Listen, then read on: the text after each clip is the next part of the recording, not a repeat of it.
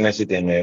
Kënaqësia është edhe jona dhe për të bërë një prezantim të asaj se çfarë do të flasim, edhe pse unë ju prezantova fillimisht juve, qeveria po diskuton një reformë të re të taksimit të pronës, e cila parashikon në rritje të taksës për qytetarët që zotërojnë në fakt më shumë se një banesë me një shtesë prej, në mos gaboj, 50% mbi taksën aktuale. Nisma ka hapur debat mbi ndikimin që mund të ketë në tregun e pasurive të paluajshme të pronarët tek investitorët dhe mënyrën se si vlerësohet pasuria në Shqipëri. Dhe pyetja që unë kam është si e vlerësoni këtë reformë të taksimit të pronës, a është ajo e drejtë apo dhe po ashtu e zbatueshme në praktik? Dy pyetje me vlerë, faktikisht mendoj që përsa kohë që ne jemi në procesin e integrimit në Bashkimin Evropian, patjetër që duhet të sillemi si shtetet e gjashme, pjesë tashmë të Bashkimit Evropian, ku pasuria e paluajshme taksohet.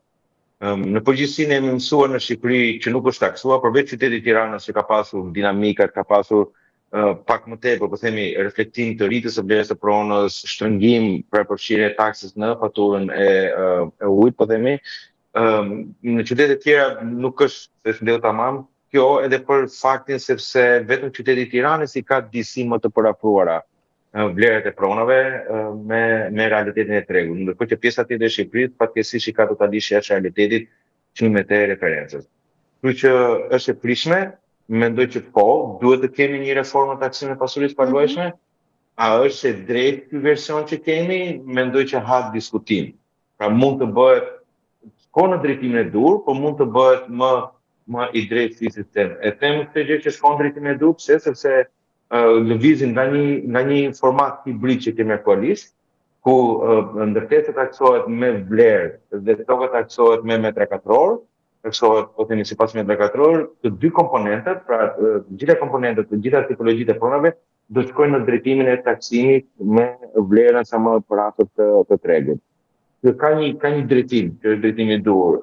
Ndërkohë që kur flasim për kategorizimin dhe për përjashtimet, mendoj që mund të bëjmë më mirë. E para, mund të përfshijmë disa kategori të tjera, përjashtimi siç janë nënat e divorcuara, po them, që kanë ngarkesë fëmijë, apo nënat e veja, apo aty ku në familje ka fëmijë jetim, apo aty ku në familje ka fëmijë të cilët trajtohen me ndihmë të veçantë për sa i përket aftësive të kufizuara apo aftësive të ndryshme, pra mund të përfshihet pak më tepër, të bëhet më larmishme kategoria e përjashtimeve dhe mund të ketë komponentë të cilët e shtyjnë në kohë pagesën e taksës deri në momentin e tjetërsimit.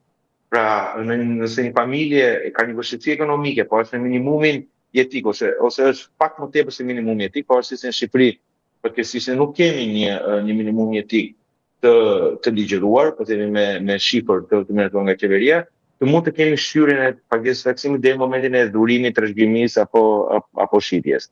Kjo është një gjë që mund ta bëjmë më mirë projekt ligji në çështjen e drejtimit dhe drejtimi tjetër është që vazhdohet dhe kërkohet me ngurë në projekt ligj përjashtimi i infrastrukturave hoteleri, resorte me 4-5 yje me brende ndërkombëtare. Mendoj që këtu mund të bëhet më mirë duke përfshirë standardin 4-5 yje për të gjithë infrastrukturën Shqipëri, pavarësisht se ke një emër ndërkombëtar apo një emër lokal, dhe mund të kemi, duhet kemi normalisht komponentë të cilët kanë të bëjnë me kontributin në ekonomi, me vendet e punës, me jetëgjatësinë e gjithë projektit, pra ka disa elemente që mund të shtohen, jo vetëm thjesht një emër ndërkombëtar dhe ne të përjashtojmë nga taksat për 10 vite. Dhe në projekt ligj, për çështjen e drejtësisë, në të njëjtën kohë duhet të ketë një afat. Pra deri në çfarë viti ne do të vazhdojmë me këtë përqafje, që do të përjashtojmë infrastrukturat ka të nga taksimi. Dhe në të njëjtën kohë, edhe një element i tretë, nuk ka një diferencim për ndërtesat tregtare, pra ka banesa dhe ndërtesa tregtare, ndërkohë që brenda ndërtesave që përdoren për aktivitet ekonomik, ashtu siç jemi kujdesur që të përjashtojmë motelet me 4-5 yje, mundet të futet në ligj, pra nuk është e vështirë për të parashikuar përjashtim për kategorinë e çdo ndërtimi i cili shkon në mbështetje të bujqësisë, të blegtorisë dhe të agropropulimit. Pra mund fusën disa elemente që ta bëjmë pak më të drejtë dhe më të balancuar si politikë. Po në anën tjetër, a duhet të ketë përveç këtyre që ju i lartë përmendët, dallime mes një qytetari që ka një apartament të dytë për nevoja familjare dhe një investitori që zotëron ndoshta një apo dy apartamente për biznes? Do ta definojmë shumë qartë çfarë do të thotë apartamenti i dytë për nevoja familjare. Që do të thotë një familje e përbër nga bashkëshortja dhe fëmia ka edhe prindrit. Prindrit do i marrin një apartament 1+1 fjala-bie ngjitur me apartamentin e tij. Dhe në projektligj është parafikuar që aty ku banesa është e deklaruar në pronësi, është deklaruar si vendbanim në pronësi apo në posedim të çdo individi, po të thënë një familje apo qoftë një individ i cili përfiton vetëm pension pleqërie, është e përjashtuar. Është e përjashtuar. Kështu që mjafton të deklarohet që ky është banimi i prindërve të mi që janë mosha e tretë, marrin pension pleqërie, kështu që ne kam vendosur në dispozicion të strimit të kësaj kategorie. Pra ka disa kategori që e përjashtojnë, pra janë pjesa e moshës tretë që përfiton vetëm pension pleqërie, është ata që pavarësisht se apartamenti nuk është i regjistruar në emër të tyre? Vendbanim, është i deklaruar vendbanim i individëve. Por sa kohë që e mira e reformës për taksën e pronësisë është një gjë, që të gjithë duhet të sistemojmë vendbanimet tona, nëse duam të përfitojmë dhe të pagojmë atë që ta kanë. Pra, nëse vendbanimi jam moshe tretë, është në këtë strukturë, atëherë rregullohet vendbanimi, deklarohet të pronë që është vendbanimi i prindërve. Nëse kjo është prona ime si pensionist, atëherë deklarohet gjë që është kjo prona ime apo kam në posedim. Kjo është një. Patjetër që mundet të bëhet një nga elementet që mund të përmirësohet ligji, është që unë do të sugjeroj që të kishe diferencim për një person i cili ka 2 apo 3 apartamente brenda të njëjtit qytet, dhe këto apartamente po i vendos jo vetëm pjesë të programit të slimit social, si banesa sociale, sepse këto janë përjashtuara, kur janë në përdorim të Bashkisë për Banesat Sociale, po pjesë e programit të srimit. Edhe nëse ti e vendos të apartament, të banesë në përdorim të programit të bonusit të qeras, tjetër që mund të mendohet një përjashtim. Pra nuk po dalë në treg të hapur, që ka maksimumi, po e fus pjesë të programit të bonusit të qeras, duke pasur një çmim më të ulët dhe duke lejuar që programi i bonusit të qeras mujore të mund të ketë alternativë. Sepse disa herë qoftë edhe kredi e butë, qoftë edhe bonusi që nuk arrin të jenë efektive, sepse nuk përfuten dhe nuk gjen pronën që arrin të përshtaten brenda kriterëve. Kjo mund të ishte një diferencim. Projektligji ka të diferencuar vendbanimin pasor, pra banesën pasore, me banesën që përdoret për aktivitet ekonomik. E qartë. Tu projektligji nuk e ka parashikuar se çfarë do të kur ti një shtëpi të mbyllur. Pra është ndryshe një apartament që vendoset për Airbnb, që është për aktivitet ekonomik, është ndryshe një apartament që është i mbyllur. Tu mund të bëjmë më mirë. Pra ti me ditë pak, nëse ti e mban të mbyllur, ke këtë tarifë, ke këtë taksë. Ama nëse ti vendos të funksion të hotelëri turistit, ke një tjetër tarifë. Që ndoshta mund të jetë më lehtë, se duan të mbështetë turizmin. Ama nëse ti e vendos në funksion të qeras apo gjatë, është një tjetër taksim, sepse ne duam të ndihmojmë qeran apo gjatë në Tiranë. Po të qytetin tjetër, Tirana dhe Bregdet.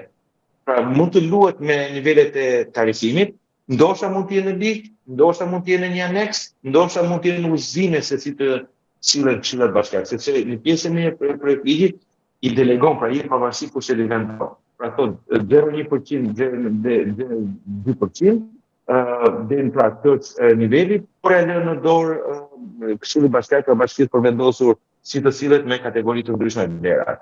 Që mund të jenë kategori të ndryshme vlera, po mund të jenë kategori të ndryshme përdorimit të pasurisë.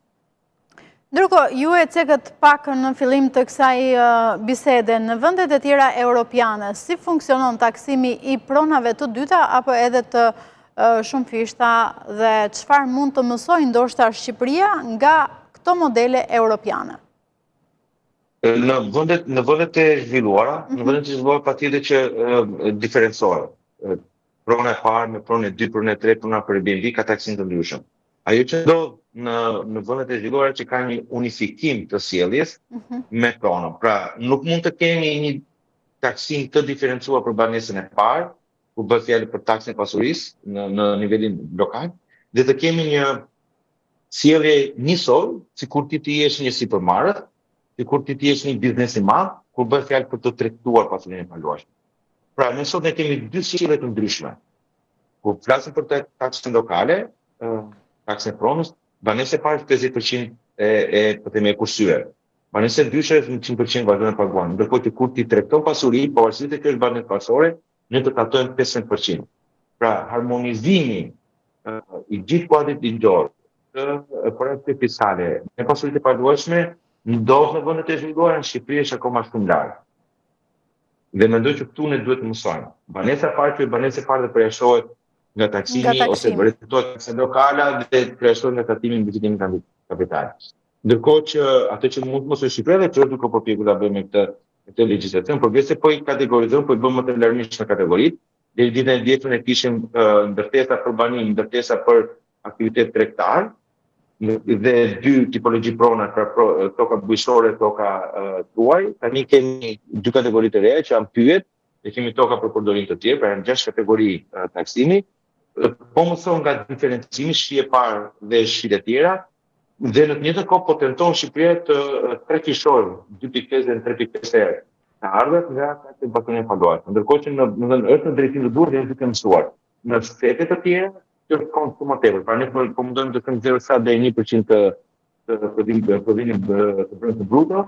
Në vendet e tjera është 2 deri në 4. Pra në vendet e zhvilluara, po themi si puna Anglisë apo Amerikës, është deri në 4%. Pra jemi në këtë drejtim, duhet të jemi pak më të larmishëm në kategori dhe të diferencojmë përdorimet që të mund të marrë maksimumin. E qartë. Ndërkohë që sa mund të ndikojë rritja me 50% e taksës për ata që kanë më shumë se një banesë në tregun e pasurive të paluajtshme?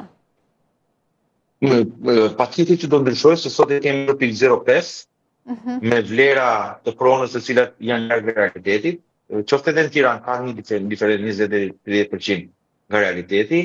Ata që kanë shtëpi të dyta do duhet të bëjnë gati që do të paguajnë ndoshta edhe 4 herë më tepër nga dita e sotme. Është për të parë se si do të sillet çfarë vendimi do të marrë Këshilli Bashkiak i qyteteve, qoftë i Tiranës, që ka më shumë dinamika, si treg pasuri paluajshëm, por do të shkojë 4 herë më tepër. E para do të është sigurt që vlera e pronës do të parafohet me tregun, ndërkohë që sot e kemi 23% më pak, do të parafohet me tregun. E dyta do të jenë të ekspozuar që nga 0.05 do shkojnë maksimumi deri në 2%. 0.2%. Megjithatë, prapë ngelet jo një barë e rënd, asa të nxisi dalin në treg të këtyre pronave që janë të papërdorura të dalin në tregun e qerasave safagjata apo në tregun e shitblerit. Se e them këtë gjë sepse për një pasuri e cila kushton 500.000 euro, tatimi taksa vjetore mbi pasurinë do të jetë 1.000 euro. Kështu që kushdo që ka një pasuri të tillë besoj që e përballon, do të arrijë ta përballojë më kollaj pagesën 1.000 euro në vit sesa të detyrohet ta deri të pronë ta shesi. Kështu që mendoj që do ketë rritje, po ndoshta jo ai lloj presioni që ne mund të jemi duke pritur apo siç mendojmë ndodh në vendet e ndryshme të Bashkimit Evropian. Dhe në të njëjtën kohë, lloj presioni për pagesën e këtyre niveleve të taksave nuk do të jetë i prekshëm deri në janar deri në mars do të 2029-s. Pra jemi dhe 2 vite gjysmë larg pas ndihmës së efekteve të para. E qartë. Unë të falenderoj shumë që ishe në këtë lidhje të drejtë për drejtë dhe mbi gjitha që dhatë këtë sqarim të nevojshëm. Faleminderit. Ditë mbar. Në fakt për të miratuar, të cilat do të garantojnë që